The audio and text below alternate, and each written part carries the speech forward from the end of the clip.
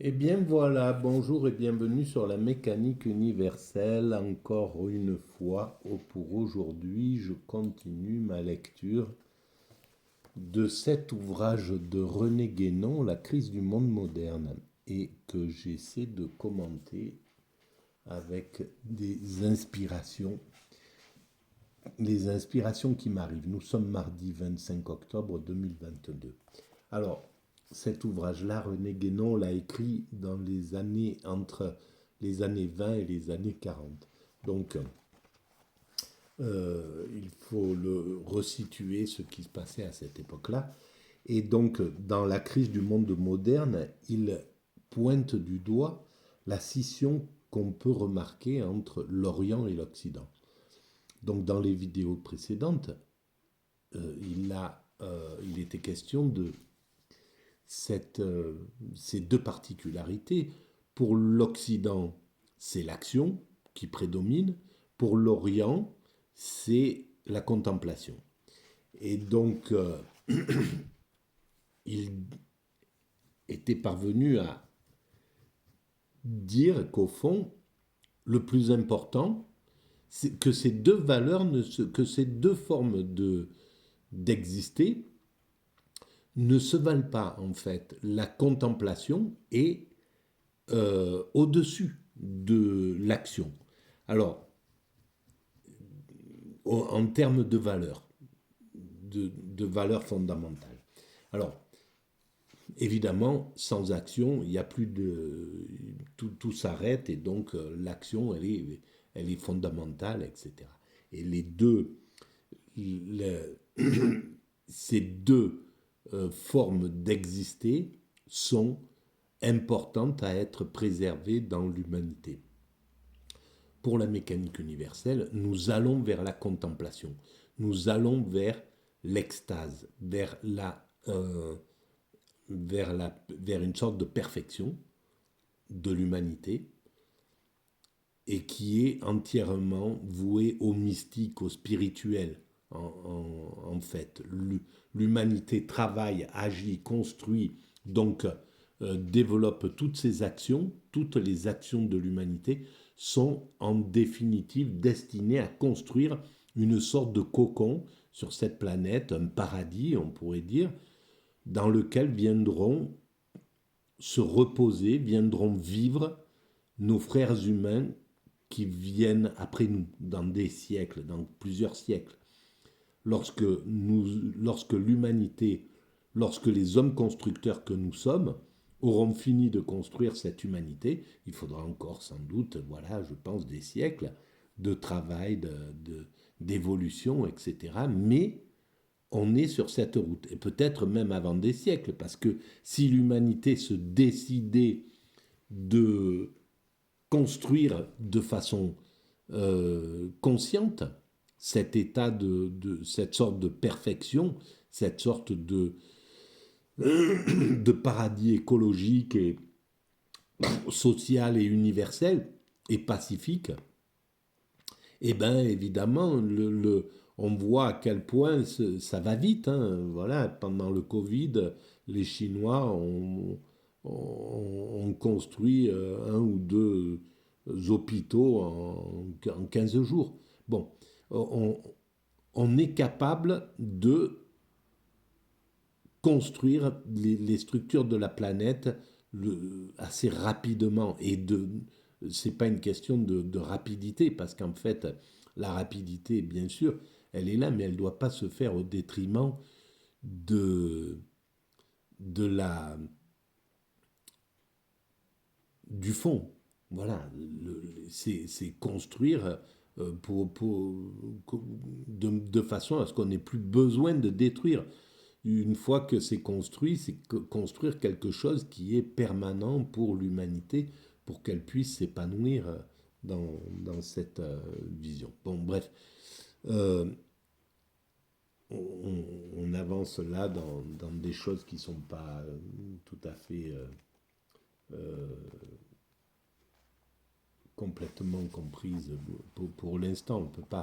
On ne sait pas vers où on va exactement et à quoi ressemblera cet état, cette humanité qui aurait atteint son ultime perfection. Ça vaut le coup d'y réfléchir, ça vaut le coup ah ben voilà, on voit la Libé là, tiens. Dans, dans cette vidéo, en Éthiopie, ah ben c'est l'Éthiopie, oui. Voilà. Donc, je commence ma lecture et puis voilà, s'il y a des commentaires qui me viennent, je les fais. Je reprends un petit peu juste à l'arrière ce que je n'avais pas lu. Alors, ceux qui douteraient, donc il y a ces deux, c'est une réflexion sur ces deux mondes, l'Occident, l'Orient. Et donc l'action du côté de l'Occident, la contemplation du côté de l'Orient, du côté de l'Inde, etc. Ceux qui douteraient de cette importance très réelle, quoique relative, que les doctrines traditionnelles de l'Orient, et notamment celles de l'Inde, accordent à l'action, n'auraient pour s'en convaincre qu'à se reporter à la Bhagavad Gita, qui est d'ailleurs, il ne faut pas l'oublier si l'on veut en bien comprendre le sens, un livre spécialement destiné à l'usage des Kshatriyas. Alors les Kshatriyas, ben, je ne sais pas ce que c'est, mais c'est ceux qu'ils rangent du côté de l'action. Mais Kshatriyas, voilà, Kshatriya, qu'est-ce que c'est Kshatriya? Le Kshatriya qui a le pouvoir temporel ou Kshetri désigne un membre d'une des 4 castes en Inde, une des Varnas, couleur. La caste des Kshatriyas désigne la caste des rois, des nobles et des guerriers. Voilà, donc c'est ceux qui sont dans l'action,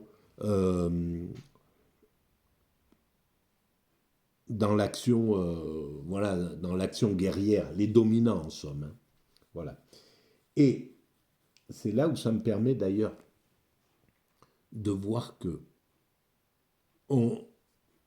quand on critique, beaucoup de critiques vont sur la religion, sur la cruauté de la religion, sur la violence de la religion, sur les guerres de religion, etc., etc. Je pense qu'une étude pointue montrerait que, par exemple, au Moyen-Âge, à ces époques-là, Moyen-Âge plus tard, etc., le pouvoir temporel, donc les rois, les guerriers, les dominants, était bien plus cruel que les religions.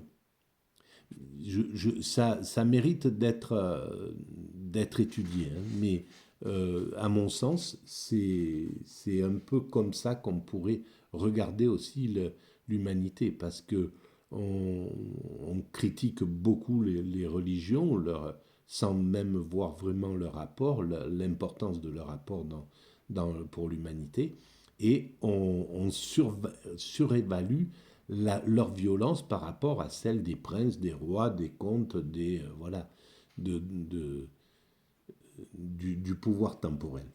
Donc, c'est en vertu du rapport ainsi établi qu'il est dit que Brahman est le type des êtres stables et que Kshatriya, donc les guerriers, est le type des êtres mobiles ou changeants. Ainsi, tous les êtres de ce monde, suivant leur nature, sont principalement en relation avec l'un ou avec l'autre, car il y a une parfaite correspondance entre l'ordre cosmique et l'ordre humain. Voilà. Alors, la caste des brahmanes, c'est la caste des spirituels, en fait, des religieux. Donc, on voit que l'Orient avait déjà intégré cette vision entre, d'un côté, les contemplatifs et les actifs de l'autre, en somme. Donc, je continue ma lecture. De même, le changement dans son acception la plus générale est inintelligible et contradictoire, c'est-à-dire impossible sans un principe dont il procède et qui, par là même qu'il est son principe, ne peut lui être soumis, donc est forcément immuable. Et c'est pourquoi dans l'Antiquité occidentale, Aristote avait affirmé la nécessité du moteur immobile de toute chose. Le moteur immobile de toute chose. Ce rôle de moteur immobile, la connaissance, le joue précisément par rapport à l'action. Il est évident que celle-ci appartient tout entière au monde du changement, du devenir. La connaissance seule permet de sortir de ce monde et des limitations qui lui sont inhérentes. Et lorsqu'elle atteint l'immuable, ce qui est le cas de la connaissance principielle ou métaphysique, qui est la connaissance par excellence, c'est l'extase en somme, hein, lorsqu'elle atteint l'immuable. La connaissance qui atteint l'immuable, on est en contemplation absolue, et là, on comprend organiquement, c'est pas intellectuellement, mais on comprend organiquement le monde. On est en phase avec le tout. On est dans un état c'est l'état d'extase, on est dans un état de totale compréhension des choses, mais compréhension organique. C'est pas, ça n'a rien à voir avec une. C'est pas pour ça qu'on a en état d'extase, on voit Dieu, on peut décrire Dieu, il a voilà une grande barbe, il est posé là, ou je sais pas. Voilà, on peut, on n'a pas des connaissances qui seraient de l'ordre des connaissances physiques et scientifiques que l'Occident connaît bien. Elle possède elle-même l'immutabilité, car toute connaissance vraie est essentiellement identification avec son objet.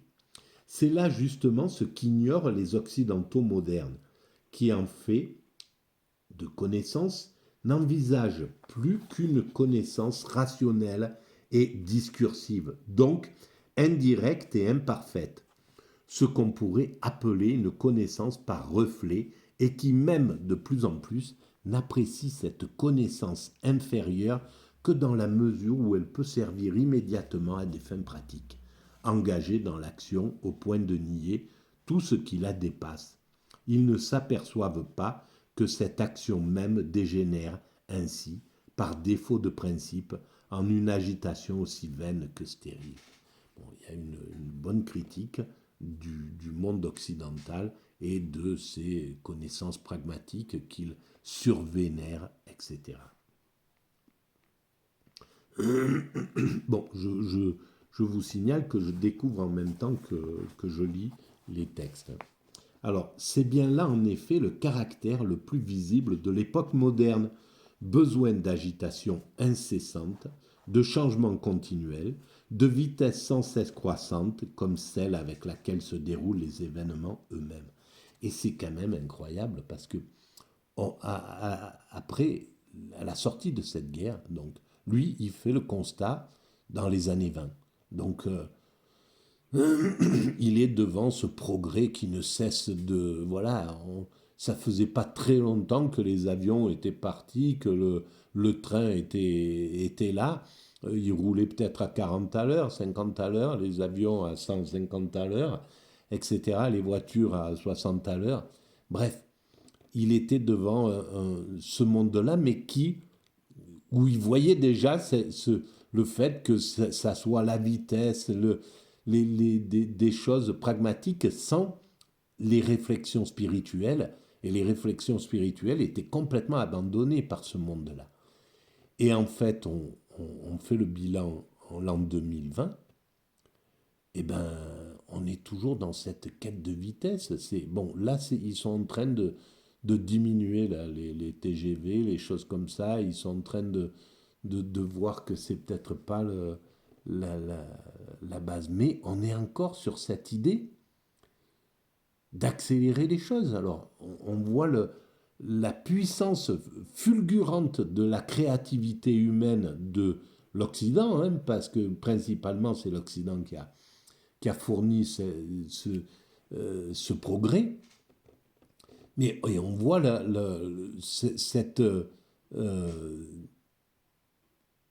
ce qu'a apporté au niveau de, voilà, en l'espace de 70 ans, 80 ans, là, c'est hallucinant ce qui a été réalisé au point de vue technique dans les choses. Voilà.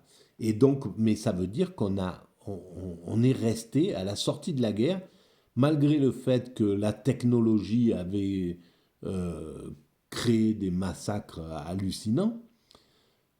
Eh ben, on n'a pas remis en cause réellement l'idée du progrès. Oui, ça a arrêté la réflexion, les réflexions téléologiques, l'idée que je défends, moi, sur la mécanique universelle, qui essaie de comprendre où va l'humanité. Voilà, ces réflexions que les religieux portaient, que les religions portaient depuis leur naissance dans au cœur de leurs préoccupations. Et bien là, on a écarté le monde occidental, a écarté cette vision téléologique en disant, après Auschwitz, on ne peut plus croire que le progrès est positif, mais on a continué à accélérer le progrès, on a continué à travailler le progrès, à rester sur cette idée-là, comme des forcenés dans ce système. Voilà. Alors c'est intéressant, il n'y a rien à dire, hein, c'est le monde tel qu'il se déroule, il n'y a pas de critique euh, injuste à faire, le monde est comme ça, il a dû se développer comme ça, on a dû accélérer le progrès de ce côté-ci du monde, et puis l'Orient a dû préserver les valeurs spirituelles, voilà, c'est chacun son truc, et maintenant on doit commencer à s'écouter, à sortir de cette scission entre l'Occident et l'Orient. L'Occident doit écouter l'Orient, doit tenir compte de ce point de vue. D'ailleurs, il ne pourra plus faire autrement. Là, l'Orient est en train de dire, le monde émergent, l'Afrique, le monde arabe, le monde asiatique, est en train de dire stop, c'est fini. Voilà, votre système de domination, on ne vous écoute plus. Vous pouvez nous dire il faut agir comme ça, il faut voter pour ça, il faut faire ci. C'est terminé.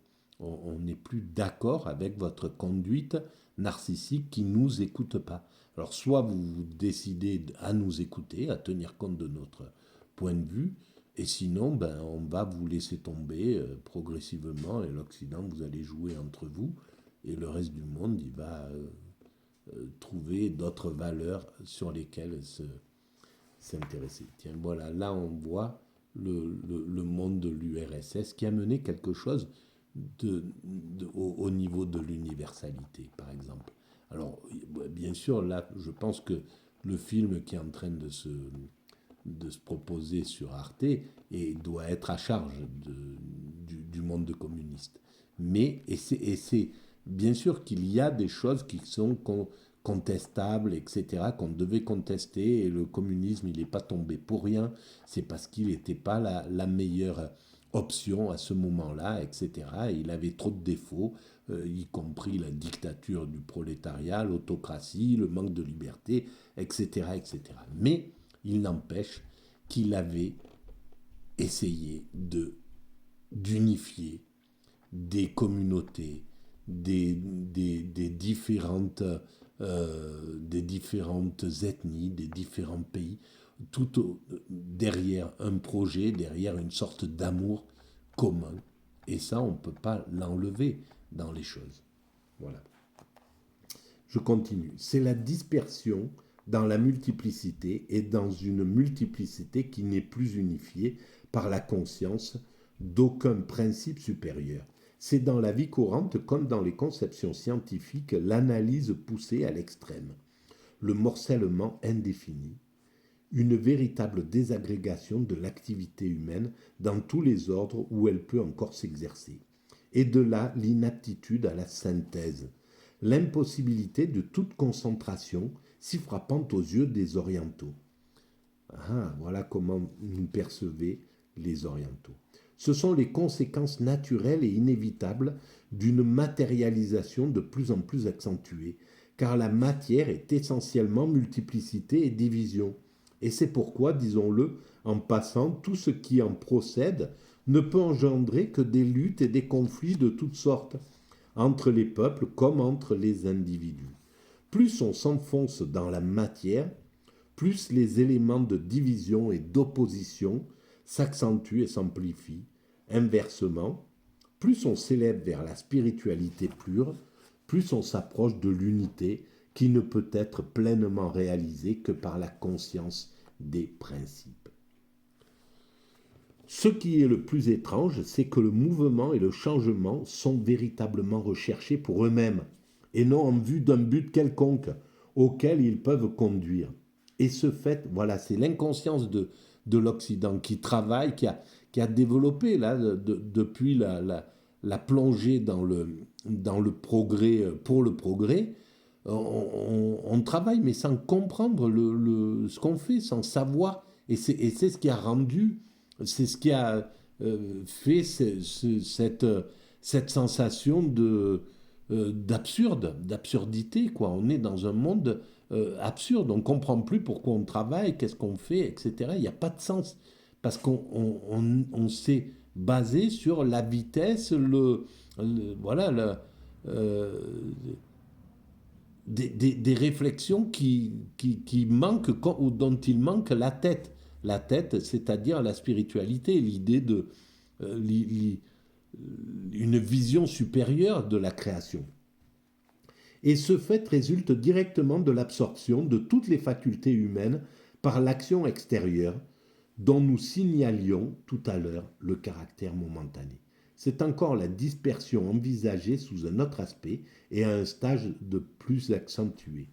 C'est, pourrait-on dire, comme une tendance à l'instantanéité, ayant pour limite un état de pur déséquilibre, qui, s'il pouvait être atteint, coïnciderait avec la dissolution finale de ce monde. Et c'est encore un des signes les plus nets de la dernière période du Kali Yuga. La dernière période du Kali Yuga, qui est la période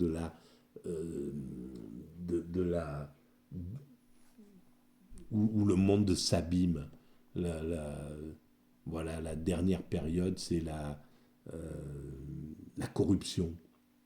Avant d'atteindre l'état de la période d'or, l'âge d'or, et donc la perfection, l'état de perfection. Dans le monde oriental, c'est ce schéma cyclique qui est là. Dans le monde occidental, c'est le même schéma, mais on part d'un point A, voilà, et puis on va vers la perfection, vers l'apothéose, vers l'arrivée du Messie et de Dieu qui se pose sur terre. Voilà, donc je vais arrêter là pour cette vidéo et je vais écouter un peu ce film-là qui m'intéresse, à la télévision. Voilà, je vous remercie de votre écoute, à très bientôt.